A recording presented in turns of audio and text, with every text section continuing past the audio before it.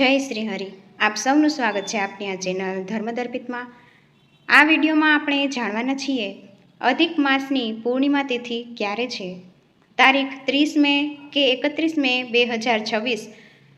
આ પૂર્ણિમાનું શું મહાત્મય છે, પૂર્ણિમાના દિવસે શું કરવું શું ન કરવું, ચંદ્ર દર્શનનો સમય તથા પૂજા વિધિ વિશે આપણે જાણીશું. આપને જો આ વિડીયો પસંદ આવે તો લાઈક અને શેર કરજો અને ધર્મદર્પિત ચેનલને જરૂરથી સબસ્ક્રાઈબ કરજો. ઓમ નમો ભગવતે વાસુદેવાય. બોલો શ્રી પુરુષોત્તમ ભગવાનની જય. શાસ્ત્ર અનુસાર પૂર્ણિમાનો દિવસ સર્વશ્રેષ્ઠ દિવસ છે અને રાત્રિ પણ શ્રેષ્ઠ છે. આ તિથિ ભગવાન લક્ષ્મીનારાયણ દેવને સમર્પિત છે, ભગવાન મહાદેવને સમર્પિત છે. એમાંય ખાસ કરીને આ અધિક માસની પૂર્ણિમા અત્યંત મહત્વપૂર્ણ છે. આજે કરેલ તીર્થોમાં સ્નાન દાન જપનો ખૂબ જ મહત્વ છે. આ દિવસે કરેલ મંત્ર જાપનું હજારો ગણું પુણ્ય પ્રાપ્ત થાય છે. પુરુષોત્તમ માસ કે જે ભગવાન વિષ્ણુનું એક નામ છે, જે અધિકથી અધિક ફળ આપનારું હોય છે, આ માસની પૂર્ણિમા અધિક ફળદાયી કહેવાય છે. આજે ભગવાન વિષ્ણુની ધૂપ દીપ નૈવેદ્ય આદિથી પૂજા અર્ચના થાય છે. સત્યનારાયણ ભગવાનની કથા સંભળાય છે. સ્કંદ પુરાણમાં કહેવાયું છે કે પૂર્ણિમા ઉપર ભગવાન વિષ્ણુની પૂજા કરવાથી સુખ શાંતિ અને સમૃદ્ધિ પ્રાપ્ત થાય છે. આ દિવસે ચંદ્રદેવની પૂજા ઉપાસના કરાય છે. ચંદ્રદેવ 16 કળાએ ખીલે છે. ચંદ્ર પૂજન કરવાથી માનસિક શાંતિ પ્રાપ્ત થાય છે. જો કુંડળીમાં ચંદ્ર સંબંધી કોઈ દોષ હોય તો દૂર થાય છે. માટે આજે ચંદ્ર ભગવાનની પૂજા પણ કરવી જોઈએ. સૌ પ્રથમ જાણીએ કે અધિક માસની પૂર્ણિમા ક્યારે આરંભ થાય છે. હિન્દુ પંચાંગ અનુસાર અધિક માસની પૂર્ણિમા પુરુષોત્તમ માસની પૂર્ણિમા પ્રારંભ થાય છે તારીખ 30 મે 2026 શનિવારના દિવસે સવારે 11:57 આસપાસ અને પૂર્ણ થાય છે 31 મે 2026 રવિવારના દિવસે બપોરના 2:15 આસપાસ. આમ જોઈએ તો પૂર્ણિમાની રાત્રિની તિથિ છે, એટલા માટે 30 મે 2026 શનિવારના દિવસે પૂર્ણિમા ઉજવવાની રહેશે. આમ આ દિવસે સત્યનારાયણ ભગવાનની પૂજા પણ થશે, પૂનમનું વ્રત પણ થશે. સાથે જ સૂર્યોદયની તિથિ પ્રમાણે પૂર્ણિમા મહત્વપૂર્ણ મનાય છે. એટલા માટે 31 મે 2026ના દિવસે સ્નાન દાન જપ તપનો પૂર્ણિમાનો મહિમા રહેશે. આ દિવસે ભક્તો પૂજન અર્ચન કરી આ દિવસે પણ વ્રત રાખી શકાશે. પરંતુ 30 તારીખે પૂર્ણ ચંદ્રમાના દર્શન થશે. ચંદ્રોદય થાય ત્યારે ચંદ્રદેવને અર્ઘ્ય અપાય છે. જ્યારે ચંદ્ર દર્શનનો સમય પણ જાણી લઈએ કે 30 તારીખના રોજ ચંદ્રોદયનો સમય છે સાંજે 6:30 આસપાસ, કે જે ગામ કે શહેર પ્રમાણે અલગ અલગ હોઈ શકે છે.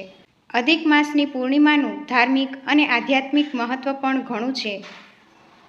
આજે ભગવાન વિષ્ણુ ચંદ્રદેવની કૃપા પ્રાપ્ત કરવાનો શુભ અવસર છે. પૂર્ણિમાના દિવસે ચંદ્ર 16 કળાએ ખીલેલા હોય સકારાત્મક પ્રભાવ જોવા મળે છે. અધિક માસમાં ભગવાન શ્રી કૃષ્ણની પૂજા થાય છે. શ્રી નારાયણની પૂજા મંત્ર જાપ થાય છે. પવિત્ર નદીમાં સ્નાન કરવાનું પણ ઘણું મહત્વ છે. આ દિવસે પિતૃ તર્પણ પણ કરાય છે. પૂર્ણિમાના દિવસે જે કોઈ ભક્તો વ્રત રાખવા માગે છે તે સવારે વહેલા ઉઠી સ્નાન આદિથી પરવારી શુદ્ધ વસ્ત્ર ધારણ કરી મનમાં ગંગા યમુનાજી આદિ પવિત્ર નદીનો ભાવ રાખી તીર્થ સ્થાનોમાં છે એવું મનનો ભાવ રાખી સ્નાન કરી સૂર્યનારાયણ દેવને અર્ઘ્ય અપાય છે, જે સાક્ષાત ભગવાન શ્રી વિષ્ણુના અવતાર મનાય છે. આપણા કર્મના દ્રષ્ટા છે. ત્યારબાદ આપણા ઘરના મંદિરમાં બિરાજમાન આપણા ઈષ્ટદેવની સાથે ભગવાન વિષ્ણુની મૂર્તિનો પૂજન અર્ચન કરવામાં આવે છે. ધૂપ દીપ નૈવેદ્ય આદિથી સત્યનારાયણની કથા પણ કરવામાં આવે છે. આ કથા સાંભળીને ભગવાન વિષ્ણુની પૂજા કરીને વિષ્ણુ સહસ્ત્ર નામ પાઠ કરી શકાય છે. આમ કરવાથી ઘરમાં વાસ્તુદોષ દૂર થાય છે. આ ઉપરાંત આજે પીપળાના વૃક્ષની પૂજા થાય છે, પરિક્રમા થાય છે, દીપદાન થાય છે, તુલસી માતાજીની પૂજા થાય છે, જરૂરિયાતમંદને સહાયતા કરાય છે, વસ્ત્રદાન કે ચપ્પલદાન આદિ ભગવાન વિષ્ણુના વિધિ વિધાન પૂજા કરીને અપાય છે. ભગવાન વિષ્ણુને પીળા પુષ્પ પીળા ફળ નૈવેદ્ય આદિ ધરાય છે. ચંદ્રમાની આ તિથિ એટલા માટે ખાસ છે કે આ દિવસે પીપળાના વૃક્ષ નીચે દીપદાન કરવાથી જીવનમાં અજવાળું પથરાય છે. ભગવાન વિષ્ણુની કૃપા પ્રાપ્ત થાય છે.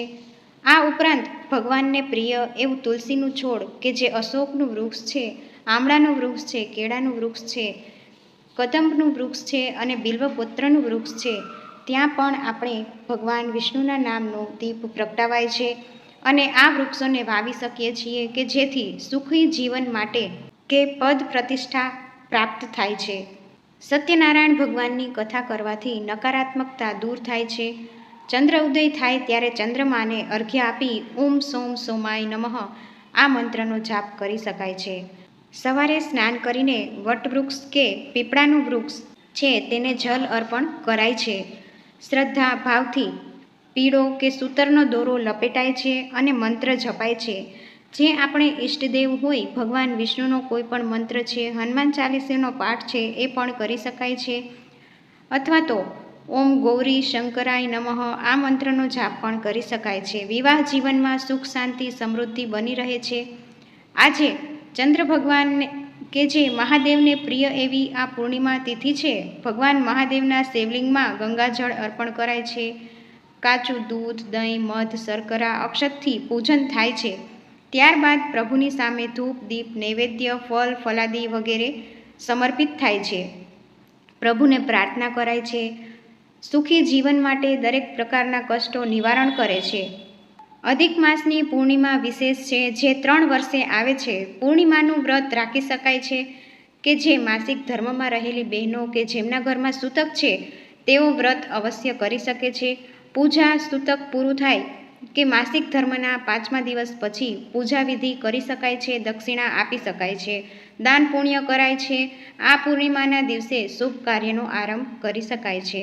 જો કે અધિક માસ છે એટલે આપણે લૌકિક કાર્ય કરતા નથી, પરંતુ પૂજા સંબંધી કોઈ કાર્ય કરવું હોય તો પૂજાપાઠ કરાવવું હોય તો ઘરમાં નવી મૂર્તિની સ્થાપના કે સત્યનારાયણની કથા આ માસમાં કરી શકાય છે.